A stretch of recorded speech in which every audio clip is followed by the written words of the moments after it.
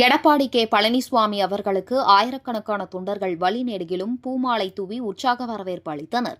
கப்பலூர் சுங்கசாவடி பகுதியில் மக்களை காப்போம் தமிழகத்தை மீட்போம் பயணம் முடிந்து வருகை தந்த கழக பொதுச் செயலாளருக்கு திருமங்கலம் அருகே கப்பலூர் சுங்கசாவடி பகுதியில் சட்டமன்ற எதிர்க்கட்சி துணைத் தலைவர் ஆர். உதயகுமார் தலைமையில் ஆயிரக்கணக்கான தொண்டர்கள், பெண்கள் புடைசூழ உற்சாக வரவேற்பு அளித்தனர்.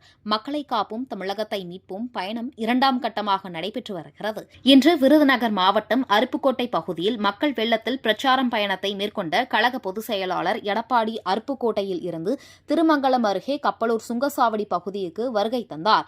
அவருக்கு சட்டமன்ற எதிர்க்கட்சி துணைத் தலைவரும் மதுரை புறநகர் மேற்கு மாவட்ட கழக செயலாளரும் முன்னாள் அமைச்சருமான ஆர். உதயகுமார் தலைமையில் அதிமுகவினர் மற்றும் பொதுமக்கள் வழிநெடுக உற்சாக வரவேற்பு அளித்தனர்.